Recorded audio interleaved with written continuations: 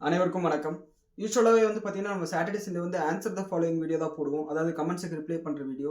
ஆனா நேத்து வந்து பார்த்தீங்கன்னா, 2 முக்கியமான ஈவென்ட் நடந்திருக்கு. ஒண்ணு வந்து ஆர்பிஐயோட மானிட்டரி பாலிசி மீட்டிங். அது நம்ம நேத்து வீடியோலயே வந்து பேசியிருந்தோம். இருந்தாலும் வந்து பார்த்தீங்கன்னா, அத ஃபுல்லா டீட்டெயில்டா அனலைசிஸ் பண்ண போறோம். அண்ட் 2வது வந்து பார்த்தீங்கன்னா, இன்னைக்கு விடிகாலையில அதாவது அமெரிக்கன் டைம்ல வந்து பார்த்தீங்கன்னா, இந்தியாவுக்கும் அமெரிக்காவுக்கும் ஆன அந்த ட்ரேட் டீல்க்கான ஃப்ரேம் ஒர்க்க வந்து பார்த்தீங்கன்னா, ரிலீஸ் பண்ணிட்டாங்க. அத பத்தியும் வந்து பார்த்தீங்கன்னா, இந்த வீடியோல பார்க்க போறோம். அண்ட் இந்த ஃப்ரேம் ஒர்க் ரிலீஸ் பண்ண உடனே பார்த்தீங்கன்னா, கிஃப்ட் நிஃப்டி கிட்டத்தட்ட 170 பாயிண்ட் வந்து ராலி ஆயிருக்கு. அண்ட் இது வந்து என்ன காட்டுதுன்னா, மண்டே வந்து ஒரு 150 பாயிண்ட் நம்ம கேப் அப்ல ஓப்பன் ஆகுறதுக்கு வாய்ப்பு இருக்கு. ஸோ அத பத்தியும் வந்து பார்த்தீங்கன்னா, இந்த வீடியோல பார்க்க போறோம். ஃபர்ஸ்ட் வந்து பார்த்தீங்கன்னா, ஆர்பிஐயோட மானிட்டரி பாலிசி மீட்டிங் வந்து நேத்து காலையில 10 மணிக்கு நடந்தது. அண்ட் யூசுவலா வந்து பார்த்தீங்கன்னா, ஆர்பிஐயோட மானிட்டரி பாலிசி மீட்டிங் வந்து நீங்க எல்லாரும் வந்து நியூஸ் சேனல்ல தான் கன்சியூம் பண்ணுவீங்க. நான் வந்து ஸ்ட்ரைட்டா எப்படி நீங்க ஆர்பிஐ வெப்சைட்டுக்கே போய் அந்த மானிட்டரி பாலிசி டீட்டெயில் எடுக்கலாம்ன்றத சொல்லிட்டு தான் இப்ப நான் காட்டப் போறேன். அத நான் வந்து உங்களுக்கு ஸ்க்ரீன்ல காமிக்கிறேன். ஸோ முதல்ல வந்து பார்த்தீங்கன்னா, உங்களோட ப்ரௌசர் ஓப்பன் பண்ணிக்கோங்க. அதில வந்து பார்த்தீங்கன்னா, Reserve Bank of India official வெப்சைட்ன்னு டைப் பண்ணிக்கோங்க. அண்ட் டைப் பண்ணிட்டு உங்களுக்கு வர முதல் லிங்க்க கிளிக் பண்ணீங்கன்னா, உங்களுக்கு வந்து ஆர்பிஐயோட வெப்சைட்டுக்கு வந்து நீங்க போவீங்க. அண்ட் இந்த வெப்சைட்ல வந்து பார்த்தீங்கன்னா, ரைட் சைட்ல வந்து உங்களுக்கு மானிட்டரி பாலிசி அப்படின்னு சொல்லிட்டு ஒரு லிங்க் இருக்கும். அண்ட் இந்த லிங்க்க கிளிக் பண்ணி மானிட்டரி பாலிசி ஸ்டேட்மெண்ட்ன்னு சொல்லிட்டு கிளிக் பண்ணுங்க. இப்போ வந்து பார்த்தீங்கன்னா, உங்களுக்கு புது பேஜ் ஓப்பன் ஆயிருக்கும். அண்ட் இந்த பேஜ்ல வந்து பார்த்தீங்கன்னா, டேட் வைஸா மானிட்டரி பாலிசிஸ் வந்து குடுத்திருப்பாங்க. உதாரணத்துக்கு வந்து பார்த்தீங்கன்னா, லாஸ்ட்டா வந்து டிசம்பர் மாசம் நடந்த மானிட்டரி பாலிசி அண்ட் அக்டோபர் மாசம் நடந்த மானிட்டரி பாலிசி எல்லா டீட்டெயில்ஸ் குடுத்திருப்பாங்க.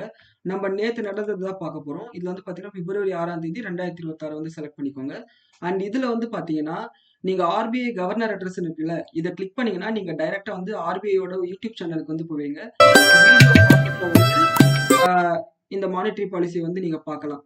அண்ட் இல்ல எனக்கு வந்து பார்த்தீங்கன்னா, வீடியோ ஃபார்மட்ல வேணாம். நான் வந்து பிடிஎஃப் ஃபார்மட்ல நான் பார்த்துக்கிறேன் அப்டின்னீங்கன்னா, நீங்க ஆர்பிஐ கவர்னர் ஸ்டேட்மெண்ட் பிப்ரவரி 6 இந்த லிங்க கிளிக் பண்ணீங்கன்னா, உங்களுக்கு வந்து பார்த்தீங்கன்னா, பிடிஎஃப் ஃபார்மட்ல கிடைச்சிரும்.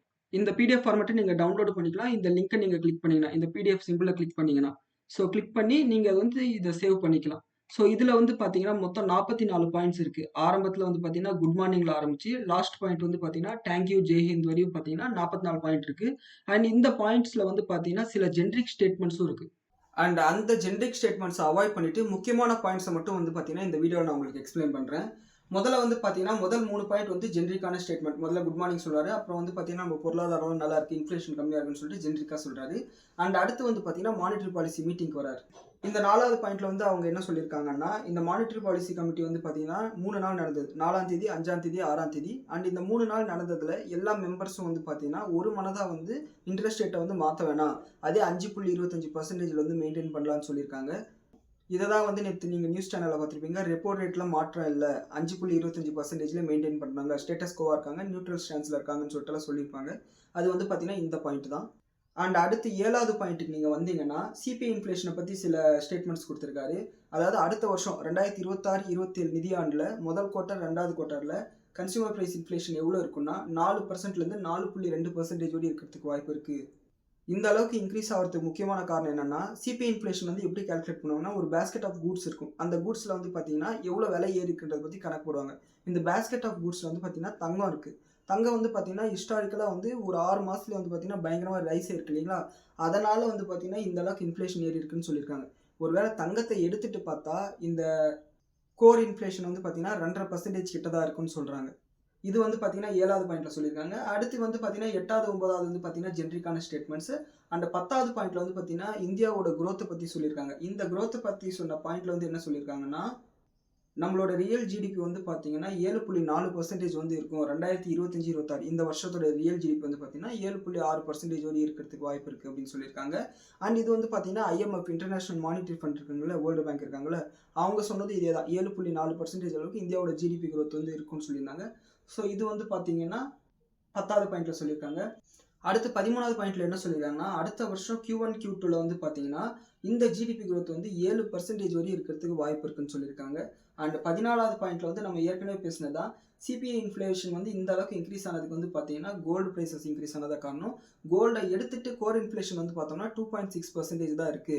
இது வந்து பார்த்தீங்கன்னா, நம்ம செட் பண்ணியிருக்கிற லிமிட்ட விட ரொம்பவே கீழ தான் இருக்கு அப்படின்னு சொல்லியிருக்காங்க. அண்ட் அகைன் வந்து 16வது பாயிண்ட்ல வந்து அதே தான் ரிப்பீட் பண்ணியிருக்காங்க. அடுத்த வருஷம் Q1, Q2ல வந்து எப்படி இன்ஃப்ளேஷன் இருக்குன்னு சொல்லிட்டு.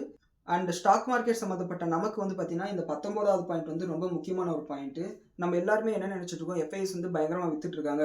லாஸ்ட் ஃபினான்ஷியல் இயரில் வந்து பார்த்தீங்கன்னா எஃப்ஐஎஸ் வந்து கிட்டத்தட்ட 2 லட்சம் கோடி பக்கத்தில் வித்துட்டாங்கன்னு சொல்லி நினச்சிட்டு இருக்காங்களா. இது வந்து பார்த்தீங்கன்னா செகண்டரி மார்க்கெட் டேட்டா. டெய்லி வந்து கேஷ் மார்க்கெட்டில் எஃப்ஐஎஸ் டிஎஸ் வந்து எவ்வளோ விற்றுருக்காங்க வாங்கியிருக்காங்கன்னு பார்த்து நம்ம சொல்கிற டேட்டா.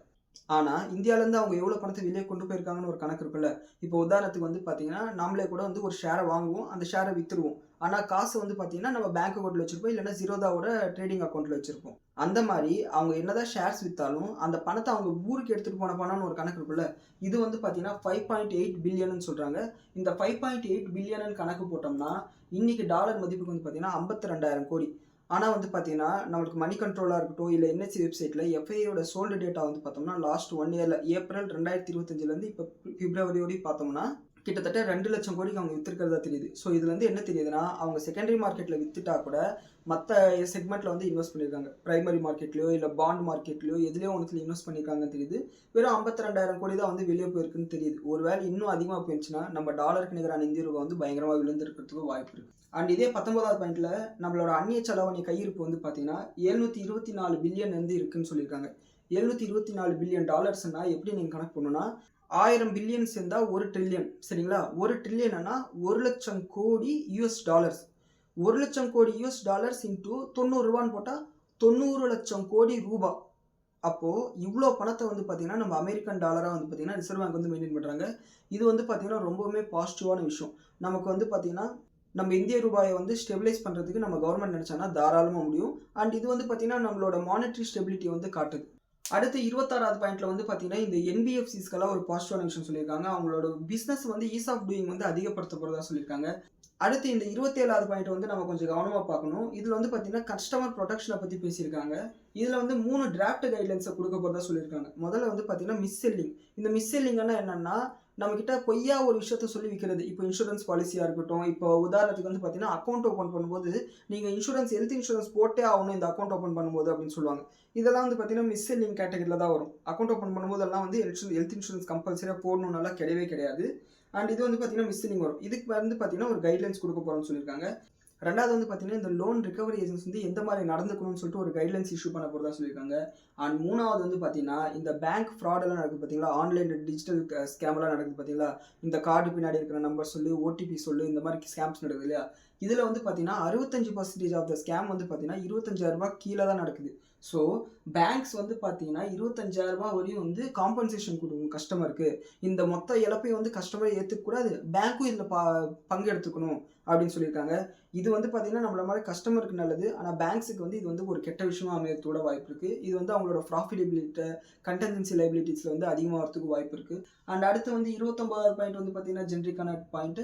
அண்ட் 30வது பாயிண்ட் வந்து பார்த்தீங்கன்னா இந்த ஸ்மால் எம்எஸ்எம்இ கம்பெனிஸ் எல்லாம் இருக்கு இல்லைங்களா, மீடியம் ஸ்மால் ஸ்கேல் இண்டஸ்ட்ரீஸ் எல்லாம் இருக்காங்களே, அவங்களுக்கு வந்து பார்த்தீங்கன்னா கொலாட்ரல் இல்லாத லோன் இதுவரை 10 லட்ச ரூபா வரைக்கும் கொடுத்துட்டு இருந்தாங்க. இது வந்து 20 லட்ச ரூபா வரை இன்க்ரீஸ் பண்ணியிருக்காங்க. அண்ட் 31வது பாயிண்ட் வந்து பார்த்தீங்கன்னா நம்ம நேற்று வீடியோவில் சொல்லியிருந்ததான் இந்த REITs real estate infrastructure trust எல்லாம் இருக்குல்ல, இவங்களுக்கு வந்து பார்த்தீங்கன்னா பேங்க் வந்து கடன் கொடுக்கலாம் அப்படின்னு சொல்லியிருக்காங்க. இது எல்லாமே வந்து பார்த்தீங்கன்னா இதை வந்து பார்த்தீங்கன்னா 31வது பாயிண்ட்ல சொல்லியிருக்காங்க. அண்ட் அடுத்து வந்து பார்த்தீங்கன்னா 36வது பாயிண்ட்ல வந்து நான் ஏற்கனவே சொன்ன பார்த்தீங்களா இந்த என்பிஎஃப்சிஸ்க்கு வந்து பிஸ்னஸ் பண்ணுறது ஈஸியாக்கணும்னு சொல்லிட்டு. இதில் என்ன சொல்லியிருக்காங்கன்னா நீங்கள் பப்ளிக் ஃபண்டு வாங்காமல் ஒரு என்பிஎஃப்சி நடத்துறீங்கன்னா நீங்கள் வந்து RBI கிட்டே ரிஜிஸ்டர் பண்ண வேண்டிய அவசியம் இல்லை. அதே மாதிரி 1000 கோடி ரூபாய்க்கு கீழே நீங்கள் வந்து அசெட் சைஸ் வச்சுருக்கீங்கன்னா நீங்களும் வந்து RBI கிட்டே ரிஜிஸ்டர் பண்ண வேண்டிய அவசியம் இல்லை. அது மட்டும் இல்லாமல் 37வது பாயிண்ட்ல என்ன சொல்கிறாங்கன்னா நீங்கள் 1000 பிரான்ச்சுக்கு மேலே ஓப்பன் பண்ணணும்னாலும் நீங்கள் RBI கிட்ட பர்மிஷன் வாங்க வேண்டிய அவசியம் இல்லை அப்படின்னு சொல்லியிருக்காங்க. இது எல்லாமே எதுக்கு சம்மந்தப்பட்டதுன்னா நீங்கள் பப்ளிக் ஃபண்டு வாங்கக்கூடாது, நீங்கள் உங்கள் சொந்த பணத்தை வச்சு பண்ணுறீங்கன்னா நீங்கள் RBIயில் வந்து ரிஜிஸ்டர் பண்ண வேண்டிய அவசியம் இல்லை அப்படின்னு சொல்லியிருக்காங்க. அண்ட் அடுத்து வந்து பார்த்தீங்கன்னா 38, 39, 40, 41 இதெல்லாமே வந்து பார்த்தீங்கன்னா ஜென்ரிக்கான ஸ்டேட்மெண்ட் தான். லாஸ்ட் இந்த கன்க்ளூடிங் ரிமார்க்ஸில் வந்து பார்த்தீங்கன்னா வர பிப்ரவரி 9ஆம் தேதி வந்து ஒரு கேம்பெயின் ரன் பண்ண போகிறோம், KYC நோ யுவர் கிளைண்ட் அப்படின்னு சொல்லிட்டு ஒரு கேம்பெயின் ரன் பண்ண போகிறோம்னு சொல்லியிருக்காங்க. அது வந்து பார்த்தீங்கன்னா சும்மா ஒரு ஈவெண்ட் தான். அண்ட் அடுத்து வந்து பார்த்தீங்கன்னா தேங்க்யூ சொல்லி முடிச்சிருக்காரு. இதுதான் வந்து பார்த்தீங்கன்னா நேற்று வந்து RBIயோட மீட்டிங்கில் வந்து நடந்த விஷயங்கள். அண்ட் இது வந்து பார்த்தீங்கன்னா அவரோட 26 நிமிஷம் வீடியோ வந்து பார்த்தீங்கன்னா யூடியூப்ல இருக்குது. நீங்கள் பார்க்கணும்னு நினச்சிங்கன்னா நான் சொன்ன மாதிரி அந்த லிங்க்கில் போய் பார்த்தீங்கன்னா உங்களுக்கு வீடியோவே இருக்கும். அண்ட் இந்த PDF நீங்கள் படிக்கணும்னு விருப்பப்பட்டீங்கன்னா நீங்கள் அதே மாதிரி டவுன்லோட் பண்ணி படிச்சுக்கலாம். இந்த RBI மீட்டிங்லேருந்து என்னோட பாயிண்ட்ஸ் நான் என்ன புரிஞ்சுக்கிறேன்னா இந்தியாவோட மானிட்டரி ஸ்டெபிலிட்டி வந்து ரொம்பவே நல்லா இருக்குது. கிட்டத்தட்ட 724 பில்லியன் டாலர்ஸ் வந்து பார்த்தீங்கன்னா நம்மக்கிட்ட கையிருப்பு இருக்குது. இதனால் வந்து பார்த்தீங்கன்னா நம்மளோட ஃபினான்ஷியல் ஸ்டெபிலிட்டிக்கு எந்த விதமான பாதிப்பும் இல்லை. காரணம் என்னன்னா, இப்ப வந்து நம்ம என்ன இறக்குமதி பண்ணாலும் டாலர்ல தான் வந்து கட்டணும். பணம் கட்டணும். சரிங்களா? இப்படி டாலர்ல பணம் கட்டாம போயிட்டோம்னா, டிஃபால்ட்ன்னு சொல்லிட்டு அறிவிச்சுருவாங்க. இந்த மாரி ஒரு ரிஸ்க் வந்து இந்தியாவுக்கு கிடையாது. ரீசென்ட்டா வந்து பார்த்தீங்கன்னா, பாகிஸ்தானுக்கெல்லாம் வந்து இதுதான் நடந்தது. ஸ்ரீலங்காவுக்கு இதுதான் நடந்தது. ஒரு ஒரு 1 வருஷத்துக்கு முன்னாடி. ஸோ இந்த ரிஸ்க் வந்து நமக்கு கிடையாது. ஸோ இது வந்து பார்த்தீங்கன்னா, ஒரு பாசிட்டிவான விஷயம். அண்ட் இத தாண்டி வந்து பார்த்தீங்கன்னா, RAITஸ்க்கு வந்து பாசிட்டிவான விஷயம் இருக்கு. அண்ட் நம்மள மாரி கஸ்டமர்ஸ் வந்து இந்த பேங்க் ஸ்கேம் ஏதாவது இருந்துச்சுன்னா, ரூ. 25,000 வரையும் வந்து பார்த்தீங்கன்னா, காம்பன்சேஷன் கிடைக்க போகுது. இது வந்து பாசிட்டிவான விஷயம். அண்ட் ரேட்ஸ் வந்து சேஞ்ச் பண்ணல. இது வந்து பார்த்தீங்கன்னா, நியூட்ரலான ஒரு விஷயம். இதுதான் வந்து பார்த்தீங்கன்னா, இந்த மானிட்டரி பாலிசியோட டேக் அவேஸ். இதுக்கு மேல வந்து பார்த்தீங்கன்னா, மானிட்டரி பாலிசி மீட்டிங் நடக்கும்போது, நீங்களே கூட வந்து பார்த்தீங்கன்னா, இந்த மாரி நேரா போய் நீங்க அனலைசிஸ் பண்றதுக்கு இது உங்களுக்கு உதவும். ஸோ அடுத்து வந்து பார்த்தீங்கன்னா, இன்னைக்கு விடிகாலையில வந்து பார்த்தீங்கன்னா, அமெரிக்காவுக்கும் இந்தியாவுக்கும் நடுவுல அந்த ட்ரேட் டீல் நடந்துச்சுல்ல, அதுக்கு வந்து பார்த்தீங்கன்னா, ஒரு ஜாயிண்ட் ஸ்டேட்மெண்ட் ஒண்ணு குடுத்துருக்காங்க. இந்த ஜாயிண்ட் ஸ்டேட்மெண்ட்ல என்ன சொல்லியிருக்காங்கன்னா, ரொம்ப ஜெனரிக்கான ஸ்டேட்மெண்ட்ஸ் தான். அதாவது நாங்க இத ஏற்றுமதி பண்ண போறோம், இவங்க இத ஏற்றுமதி பண்ண போறாங்க. நாங்க 18% நீங்க 0% இந்தியாவுக்கும் அமெரிக்காவுக்கும் நடுவுல இனி எந்த ஏர்கிராஃப்ட் அந்த டிஃபென்ஸ் சம்மந்தப்பட்டது எதுவா இருந்தாலும் 0 டாரிஃப் இது எல்லாத்தையும் சொல்லியிருக்காங்க. ஆனா என்ன ஒரு நல்ல விஷயம்னா, இத்தன நாள் வந்து எங்க பேக் அடிச்சுருவாங்களோ, ட்ரேட் டீல்ன்னு சொல்லிட்டு பேக் அடிச்சுருவாங்கன்னு சொல்லிட்டு மார்க்கெட் கொஞ்சம் பயத்துல இருந்தது இல்லையா? இப்போ வந்து பார்த்தீங்கன்னா, டிராஃப்ட் வந்து வந்துருச்சு. அதாவது இன்ட்ரீம் அக்ரீமெண்ட்ன்னு சொல்றாங்க இத. இடைக்கால அக்ரீமெண்ட்ன்னு சொல்றாங்க. இது வந்து வந்துருச்சு. இது வந்த உடனே வந்து பார்த்தீங்கன்னா, கிஃப்ட் நிஃப்டி வந்து 25,900 வரையும் போயிடுச்சு. அதாவது நேத்து மார்க்கெட் முடியும்போது பார்த்தீங்கன்னா, நம்மளோட ஃபியூச்சர்ஸ் வந்து 25,735ல இருந்தது. அண்ட் இன்னைக்கு காலையில வந்து பார்த்தீங்கன்னா, விடிகாலையில 2:20க்கு வந்து பார்த்தீங்கன்னா, யுஎஸ் மார்க்கெட் டைமிங்க்கு கிஃப்ட் நிஃப்டி வந்து பார்த்தீங்கன்னா, 25,905 வந்து தொட்டுடுச்சு. ஸோ வந்து பார்த்தீங்கன்னா, மண்டே வந்து ஒரு 150 பாயிண்ட் கேப் அப்ல வந்து மார்க்கெட் ஓப்பன் ஆகுறதுக்கு வாய்ப்பு இருக்கு. விச் மீன்ஸ் மண்டே வந்து பார்த்தீங்கன்னா, நிஃப்டி வந்து 25,850 வரையும் ஓப்பன் ஆகுறதுக்கு வாய்ப்பு இருக்கு. இது வந்து பார்த்தீங்கன்னா, நம்மளுக்கு வந்து ஒரு பாசிட்டிவான விஷயம். அண்ட் ஸோ இது வந்து பார்த்தீங்கன்னா, பொறுத்திருந்து தான் பார்க்கணும். அண்ட் ஜெனரிக் மெடிசின்ஸ்க்கெல்லாம் வந்து பார்த்தீங்கன்னா, 0 டாரிஃப் சொல்லிட்டாங்க. ஸோ வந்து மண்டே வந்து ஃபார்மா கம்பெனிஸ் எல்லாம் ரேலி ஆகுறதுக்கு வாய்ப்பு இருக்கு. ஸோ இத வந்து புரிஞ்சுக்கணும். அண்ட் ஜெம்ஸ் அண்ட் ஜுவல்லர்ஸ் இதுக்கெல்லாம் வந்து பார்த்தீங்கன்னா, 0 டாரிஃப் சொல்லிட்டாங்க. அண்ட் இந்தியாவிலேருந்து ஏற்றுமதி பண்ணக்கூடிய பொருட்களுக்கு. அண்ட் அமெரிக்காவிலேருந்து பார்த்தீங்கன்னா, நிறைய விவசாய பொருட்கள் வந்து இந்தியாவுக்கு வரப்போகுது. இதுவும் வந்து நோட் பண்ணிக்கோங்க. ஸோ மார்க்கெட் வந்து கேப் அப்ல தான் ஓப்பன் ஆக போகுது. அதில வந்து உங்களுக்கு சந்தேகம் வேணாம். அண்ட் ரொம்ப நாள் கழிச்சு வந்து பார்த்தீங்கன்னா, நேத்து நாஸ்டாக் வந்து பாசிட்டிவா முடிஞ்சிருக்கு. விச் மீன்ஸ் அமெரிக்கால இருக்கிற ஐடி கம்பெனிஸ் வந்து பார்த்தீங்கன்னா, ரெக்கவர் ஆக ஆரம்பிச்சிருச்சு. அண்ட் நாளைக்கு வந்து இது நம்ம ஐடி கம்பெனிஸ்லயும் ரிஃப்ளெக்ட் ஆகுறதுக்கு வாய்ப்பு இருக்கு. ஏன்னா நம்ம ஐடி கம்பெனிஸும் தொடர்ந்து அடி வாங்கிட்டு இருந்தது. ஆனா இது வந்து பார்த்தீங்கன்னா, விப்ரோ ஏடிஆர், இன்ஃபோசிஸ் ஏடிஆர்ல வந்து ரிஃப்ளெக்ட் ஆகல. ரொம்ப வந்து விப்ரோ வந்து பார்த்தீங்கன்னா நெகட்டிவா இருக்கு. இன்ஃபோசிஸ் வந்து பார்த்தீங்கன்னா மைல்டு பாசிட்டிவா இருக்கு. ஸோ பொறுத்து இருந்தா பார்க்கணும். அண்ட் அதை தாண்டி வந்து ஹெச்டிஎஃப்சி ஏடிஆர் வந்து பார்த்தீங்கன்னா 1.5% பாசிட்டிவா இருக்கு.